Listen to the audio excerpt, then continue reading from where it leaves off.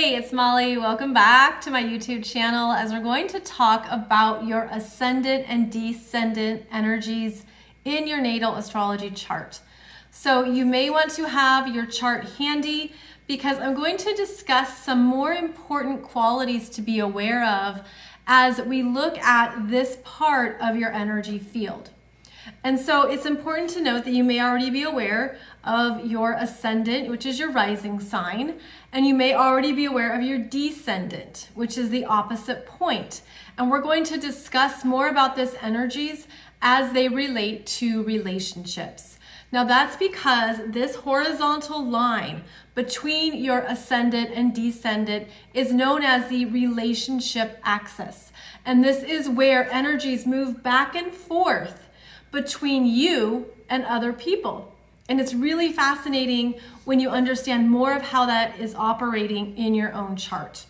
So to begin, you want to identify your rising sign by degree, an astrological sign, and notice that, okay, so in this chart, it's at 26 degrees of Taurus. So your rising sign is the energy that you exude. It's how you present yourself. It's how you come across and your first impression before people know you. It can also be described as the mask you wear, like how you show up or how they'll visually describe you or understand you before they know you. And your ascendant is also your aura, the energy that you exude, that you put out, that other people pick up on, what they're feeling about you, and what they're sensing about you, again, before they know you. So to understand too, the rising sign, it's the energy that's rising on the horizon when you were born, based on time and location on the planet. So between the ascendant and descendant, you have a horizontal line, doesn't matter what house system you use, and that horizontal line is the horizon. The horizon line in the chart, and then the rising sign is the astrological sign that was rising on the horizon, and it's always on the eastern side of the chart. So this is the east side, and that would make this the west side, and it's the energy that you're then embodying. It's embodiment energy, and that's your ascendant. So that's how you're presenting yourself, what you're offering, and how people describe you before they know you. So then the opposite point of your chart is the descendant, and it's called that because just as the rising sign is the energy ascending or rising, it moves around your chart, right? And then it's the energy that's descending on the western side of the horizon at the time of your birth. And that descendant energy is what you attract in, and it's the part of you that's comfortable relating. Now, the whole chart is you. The whole chart is your energy. But we associate the descendant and the seventh house with relationships, with sharing, cooperation, partnerships, collaboration, because this is the part of you that's naturally looking for connection. And it's looking to interact with people based on those energies, which can be very unconscious. And let's say in your chart, you have on your descendant, well, this chart, it's Scorpio. So there could be this unconscious draw to bring in those Scorpio qualities into your life because of how the Scorpio energy is designed for you to interact with it. There's a part of you that feels comfortable connecting or interacting in that energy. So you could look back and be like, oh, well, this is why I've always brought in or really related well to a lot of Scorpios or to people with strong Scorpio in their chart. Because that's the part of you that feels comfortable connecting and interacting. So both the ascendant and descendant signify relationship dynamics, what you give out and what you pull in. And again, when this is conscious, it becomes much more fascinating and interesting because you can maybe understand some things like how it's come together, or people you've naturally been drawn to, or that you've worked well with. Now it's interesting because also the Descendant, or the 7th house, is also the area of your chart that's associated with open enemies. That's what they call it. But it's essentially people you don't get along with. People that there's something maybe there that you don't like as it relates to your own understanding of that energy or of that archetype. And so if by chance a part of you has had a hard time with Scorpio energy, going off of this example, then maybe there's something in you that you're working out through those Scorpio connections. And so this is where you can have disagreements with people in the 7th house that can come up through mirroring, through projection, through other things that maybe you're working it through. And you could see it as these people are teachers.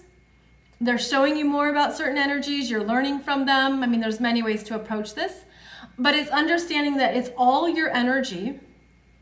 And sometimes the best thing you can do is just become more conscious of how you're operating, especially with certain astrological signs and energies.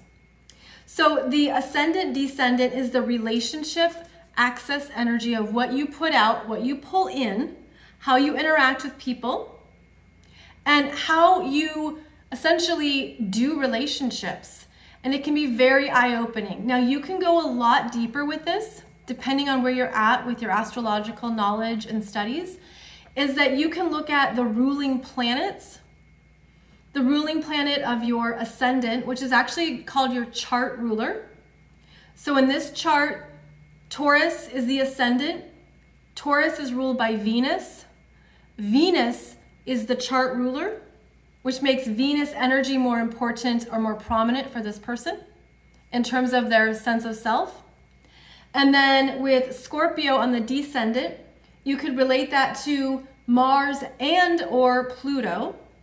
And that would be perhaps more energies that would describe the types of people you're drawn to or the types of people you don't want to interact with. Because again, that descendant in 7th house is both how you relate and how you disagree.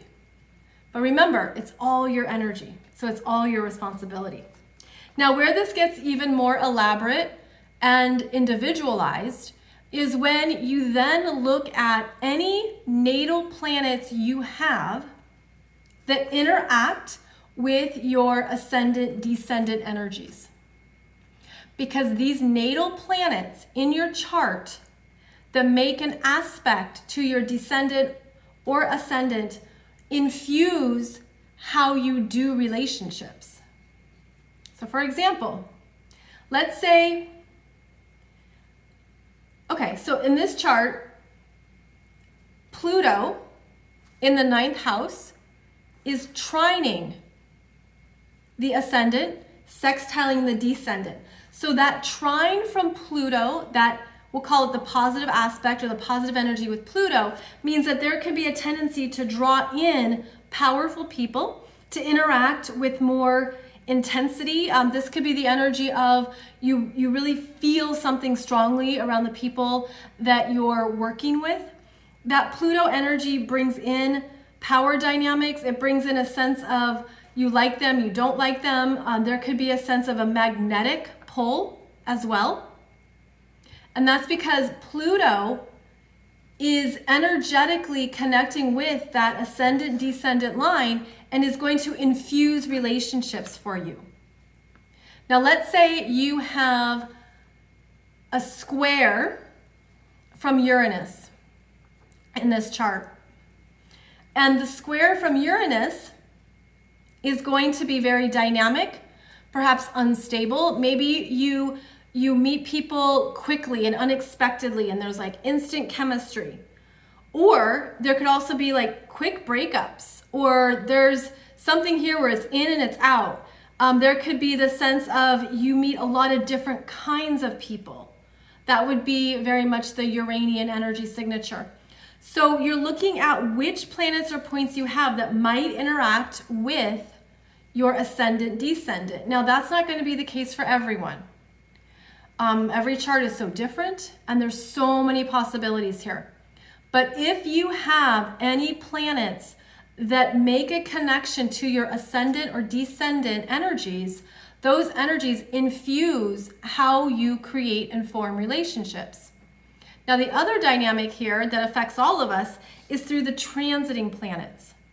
And the transiting planets each move at a different speed, and they will make various aspects to your ascendant and descendant as well. So let's say transiting Saturn is trining your descendant.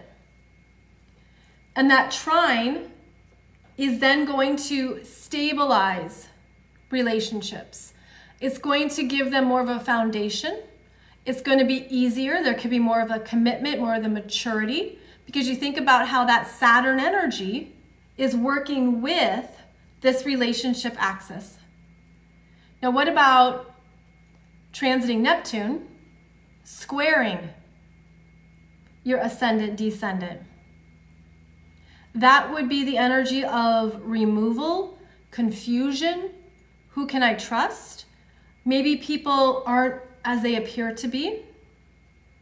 Transiting Neptune squaring this relationship line is going to bring in those Neptune qualities, and the square creates that uncertainty or that sense of, what do I do with this? There can be a tension. There can be a sense of more people are leaving my life because Neptune removes and dissolves. So the transiting planets, as they interact with your relationship axis line, change relationship energies in you, which then is about what you experience, create, and move through in your life. So this is where it gets really interesting. And this is where it can be really important to track your own transits when they're working with that ascendant descendant line. And what it means in terms of what you're learning about your own relationship needs. And that's another thing that this energy will signify is, what are my relationship needs? Because if you have that square, a Uranus square, either natally or by transiting Uranus, that shakes things up. That's like people come in, people come out, you meet someone unexpectedly. Maybe it doesn't last very long, but it's something exciting. But if you have that in your natal chart, that could just be a pattern in your life for relationships. So this energy will show you your relationship patterns. It's another layer for understanding relationships that's really fascinating, especially because it's so personal. And it's another way to watch the transiting energies to see what's going on for you. So this does require basic astrological knowledge in terms of how everything works.